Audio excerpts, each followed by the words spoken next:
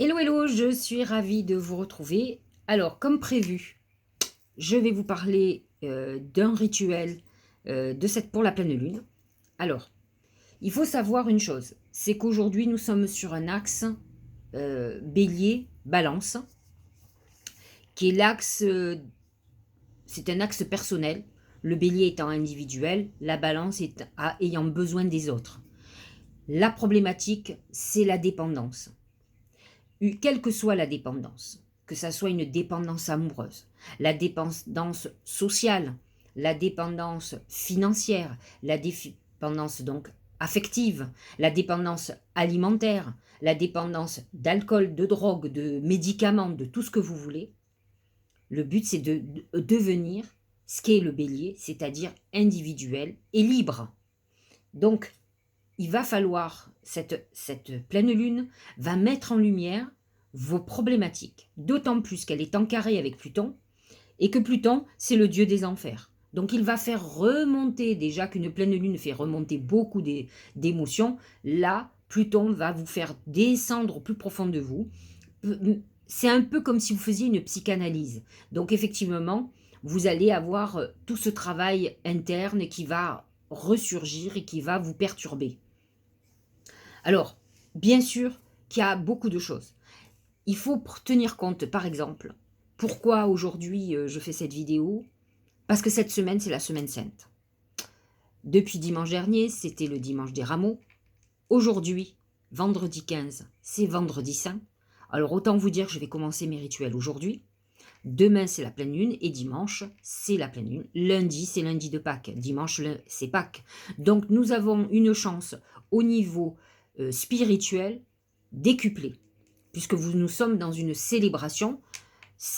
Nous sommes dans la phase de carême, nous sommes dans une phase de résurrection. Et on va utiliser ça pour justement pouvoir faire une résurrection avec nous-mêmes. Sortir par exemple de nos tracas, de nos peines, de nos instabilités. La balance nous demande de trouver la paix intérieure pour avoir la paix extérieure. Vous comprenez bien que quand on est perturbé, contrarié, on est agressif. Donc automatiquement, on a des mauvaises relations aux autres. On donne une mauvaise image de soi. Donc le but, bon, c'est pas obligatoirement de plaire aux autres, mais c'est déjà d'être en paix avec soi. Donc voilà le rituel que je vous propose pour arriver à ça. Ah oui, je voudrais terminer sur quelque chose. Cette semaine, qui est très actif aujourd'hui, parce que je crois qu'il est à 0 ou 1 degré d'écart, même pas, c'est la conjonction Jupiter-Neptune. Alors, nous, je parle de ceux qui sont chrétiens comme moi, Neptune en poisson représente la religion catholique. Jupiter, c'est Zeus, c'est le dieu des dieux. Et le poisson représente la spiritualité, il représente le Christ. Donc autant vous dire que la conjonction des deux amène une semaine haute en spiritualité. Ce n'est pas que ça, mais j'ai envie de le prendre dans ce sens-là. Donc autant vous dire que cette semaine, ce que vous allez faire à partir d'aujourd'hui va avoir des effets très importants. Alors, vous savez à quel point je tiens aux purifications, et honnêtement, c'est ce qu'il faut faire. Faites des bains de purification déjà. Faites pourquoi pas un rituel par le feu de nettoyage, mais je vais vous inviter à faire le nouveau rituel que je vais vous amener à faire, et ça va vous permettre de libérer certaines choses. Pas ce soir, mais demain, lorsqu'il va y avoir la pleine lune, le soir, mais sortez. En plus, il fait un peu doux en ce moment. Moi, je suis rentrée de Bandolière. À 20 h, il faisait 20 degrés, dans le sud en tout cas. Hein. Vous faites un bain à la lune, c'est-à-dire que vous vous mettez devant la lune et vous vous mettez en méditation et vous lui demandez qu'elle vous libère de tout ce que nous allons noter. Alors, pour faire ce rituel, vous prenez une feuille blanche. Vous voyez, une grande feuille A4. Vous prenez une bougie rose qui représente d'abord cette lune rose, mais qui représente aussi l'amour, Vénus. Maintenant, si vous n'avez pas de bougie rose, une blanche fera parfaitement l'affaire, puisque c'est pour une connexion avec nos guides. Vous allez prendre un stylo et vous allez la partager en deux, voyez. Vous coupez. Et en haut, vous allez écrire « Libéré ». Et dessous, « Invité ». Sur la partie haute où vous avez marqué « Libéré », vous allez répondre aux questions suivantes. Quelles sont mes croyances qui limitent mon évolution, ma croissance, ma réussite? Vous savez, parfois, on est têtu sur des choses. On est convaincu de certaines choses qui sont fausses. Convaincu, moi j'ai connu beaucoup de gens qui ont grandi avec des idées que leurs parents pensaient ça d'eux, et en fait c'était faux. Mais par contre, ça crée des dégâts. Donc, peut-être qu'aujourd'hui, vous avez le discernement nécessaire pour vous rendre compte que vos croyances sont fausses.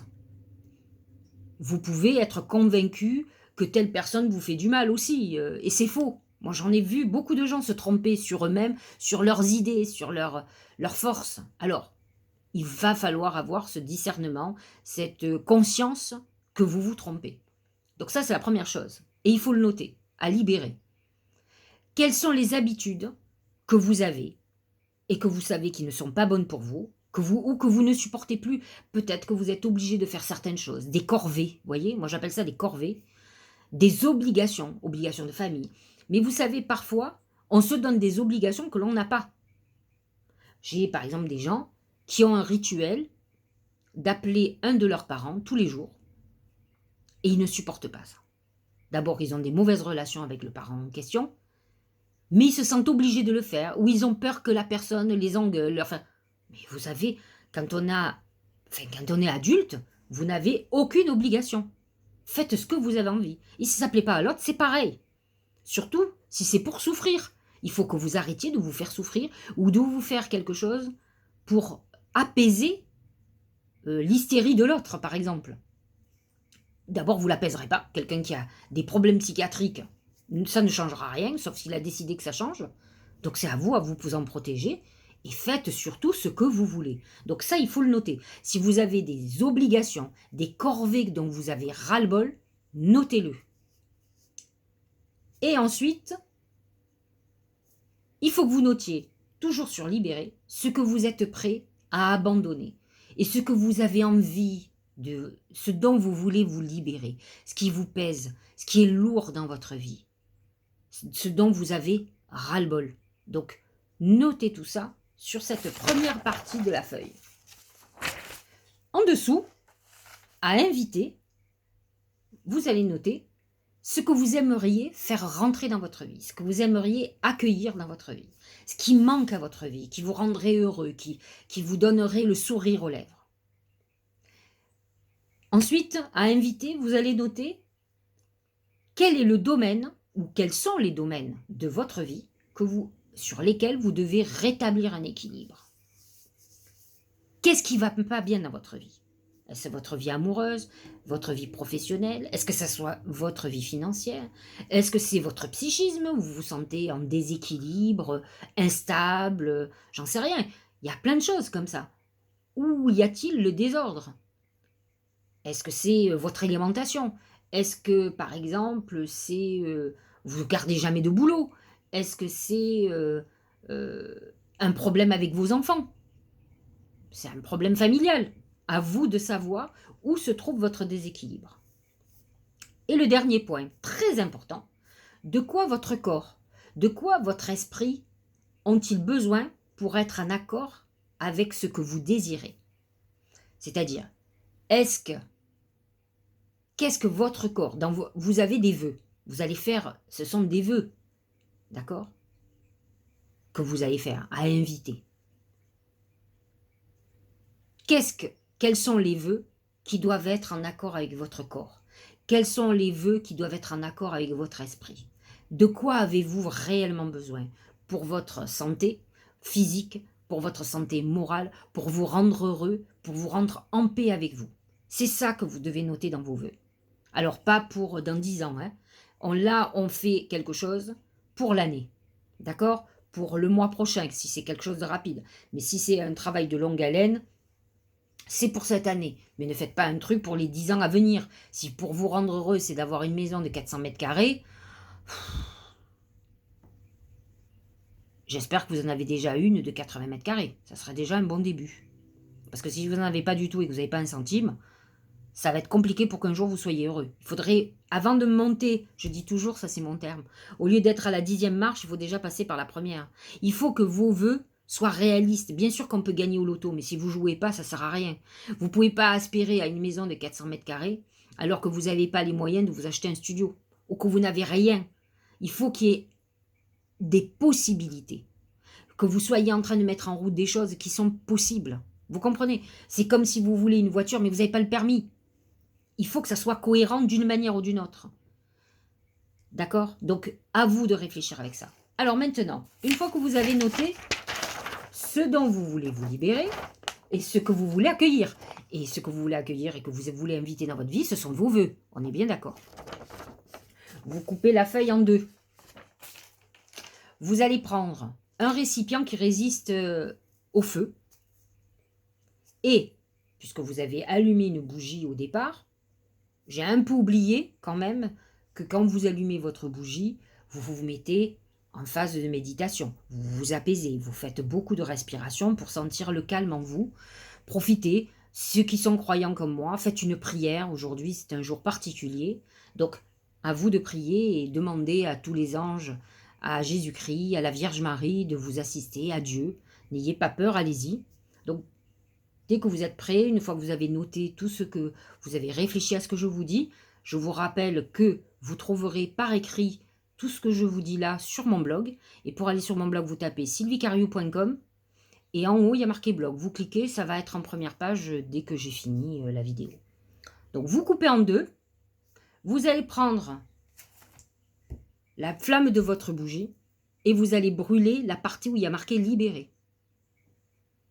Vous allez récupérer les cendres et ensuite, vous les jetterez au vent.